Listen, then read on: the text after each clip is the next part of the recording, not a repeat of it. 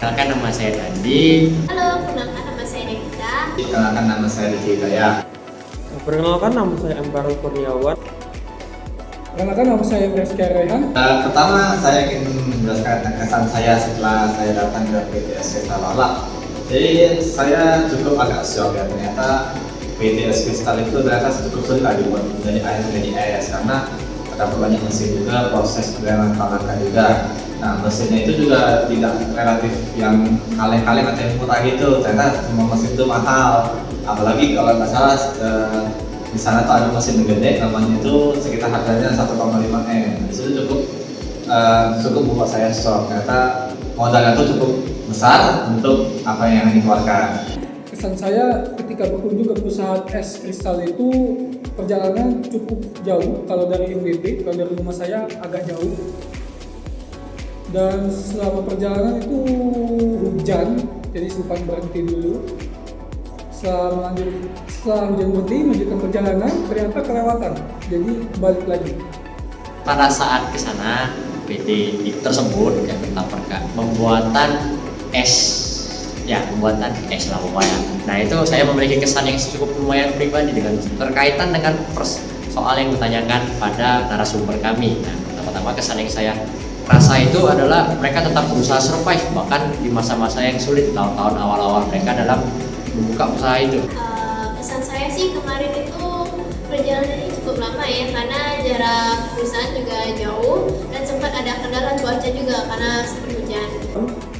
Jadi kesan saya saat mengunjungi perusahaan tempat pembuatan es kristal itu, pada saat itu kami terbagi menjadi dua. Jadi ada yang naik mobil dan ada yang naik motor karena mobilnya nggak muat lagi. Nah makanya saya dan teman saya naik motor berdua. Nah pada saat ke tempat itu ya jaraknya lumayan jauh.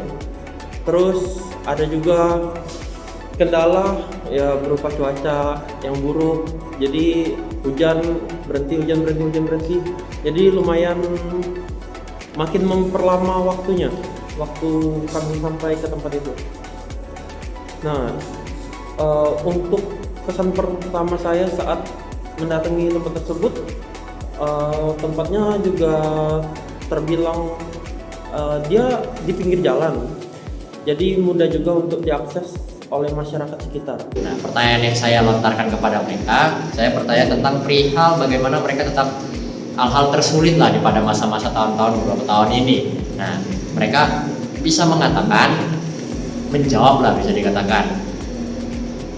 Yang pertama pada masa-masa awal yang paling sulit adalah pada masa-masa COVID. Nah, di situ dia mempunyai 2 mesin dengan kapasitas pembuatan perharinya bisa dikatakan 5 ton untuk per masing-masing mesin. Nah, pada saat masa COVID itu tuh mereka mengalami penurunan produksi jadi sekitaran 50%. Jadi hanya masa COVID itu hanya 50% yang bekerja. Jadi cuman 5 ton untuk dalam perharinya pembuatan. Nah, sedangkan dari segi itu untuk sekantong dengan menggunakan harga 12.000 mereka tetap berusaha survive, bahkan pada saat mulai membaik masa-masa COVID sudah mulai berhenti dan itu pun mereka bisa dikatakan mendambangkan mesin lagi dengan beberapa mesin. Itu pun sekarang dengan total kapasitas 40 ton. Kemarin sih saya sempat bertanya seputar bagaimana perusahaan ini bisa menyesuaikan diri dengan perubahan zaman dan juga kebutuhan konsumen. Jadi sebenarnya perusahaan ini memproduksi 2 jenis es kristal. Yang pertama itu es yang ada bolongan besar di tengahnya. Lalu yang satunya lagi es pecah, es yang bukan yang pecah-pecah.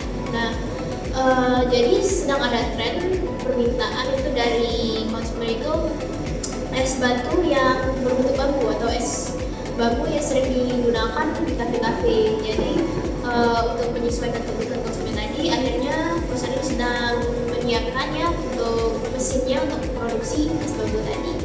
Itu aja sih.